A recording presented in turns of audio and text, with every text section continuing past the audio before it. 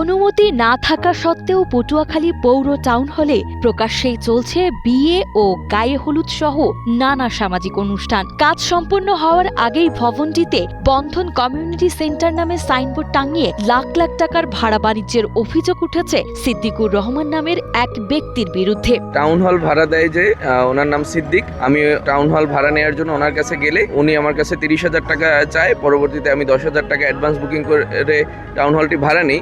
দেখাশোনা করা হয়েছে কথা বলেন সিদ্দিকুর রহমান হে কত টাকা নেয় ওরা আমরা করতে পারবো না, ওরা লোক হিসেবে এদের সময় হয়েছে দুইটা হয়েছে।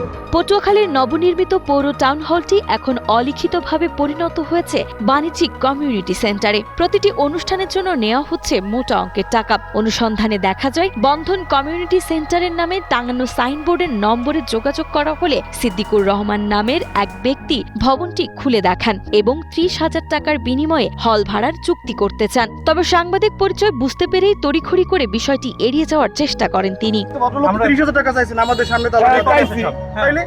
কিন্তু সে তো 30,000 টাকা দেয় নাই, সুপারিশ আছে, কিন্তু ওটা তো সাধারণ পাবলিকও যাইতে পারে। চাবি সবার কাছে আছে, পৌরসভায়ও আছে। এটা চাবি ওই সময় বলা হয়েছে যে যদি আমার কাছে থাকে, সবার যদি অনুমতি দেয় তাহলে আমি ইচ্ছা খুলে নিতে পারবো। এই পৌরসভায় ভাড়া দেয়নি, এই 8,000, 10,000 বা 5,000, 15,000 এরকম। স্যারের অনুমতি ছাড়া আমরা করি না প্রোগ্রাম। জুয়েলানা স্যারের যদি অনুমতি দেয় তাইলে করি, আর যদি না দেয় তাহলে করি। তো মৌখিক অনুমতি দেয়। যে কোনো অনুষ্ঠান যদি হয় আমাদেরকে একটা টাইম শিডিউল দিয়ে দিছে যে এর মধ্যে শেষ করতে হবে। যদি না হয় তাইলে কোনো অনুষ্ঠান করতে পারবে না। আমরা এখন তার অনুমতি ছাড়া একটা অনুষ্ঠানও করি না। অনুসন্ধানে আরও জানা যায় এই ভবনটির নির্মাণ কাজ পুরোপুরি শেষ না করেই ঠিকাদার প্রতিষ্ঠান পুরো বিল তুলে নেয়।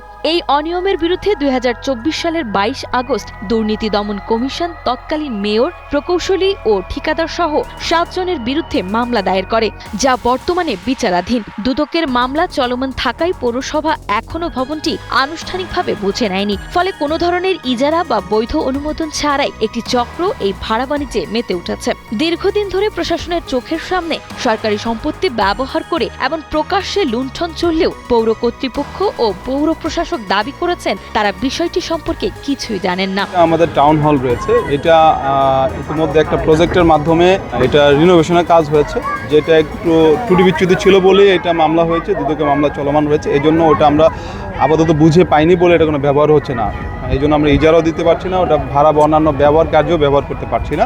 তবে দুই একটা প্রোগ্রাম খুবই নেসেসারি বা নতুন ভেন্যু না পাওয়ার কারণে দুই একটা প্রোগ্রাম মৌখিকভাবে করতে দেওয়া হয়েছে। কিন্তু কেউ যদি এটা আমাদের অনুমতি ব্যতি রেখে কেউ যদি নিয়ে থাকে, আমি জানতে পারলাম 2-1 জন এরকম নিয়েছে, সেটা আমরা তো খতিয়ে দেখবো এবং এটা পুরোপুরি বিধি অনুযায়ী চলার জন্য ব্যবস্থা করবো। এবং কেউ যদি এটা অন্যায় করে থাকে তা আমাদের পৌর আইন অনুযায়ী তো ব্যবস্থা নেই। পৌরসভায় এটা আমাদের সংরক্ষিত চাবি রয়েছে, সে যদি এটা করে থাকে তার অনাধিকার প্রবেশ করেছে, এটা বিধি অনুযায়ী ব্যবস্থা নেওয়া হবে। এদিকে দায়িত্বশীলদের এমন দায়সারা জবাবে ক্ষোভ প্রকাশ করেছেন স্থানীয়রা। সচেতন পৌরবাসীর প্রশ্ন, প্রশাসনের নাকের ডগায় সরকারি সম্পদ অবৈধভাবে ব্যবহার করে কারা এই লাখ লাখ টাকার বাণিজ্য করছে, আর কেনই বা তাদের বিরুদ্ধে ব্যবস্থা নেওয়া হচ্ছে না।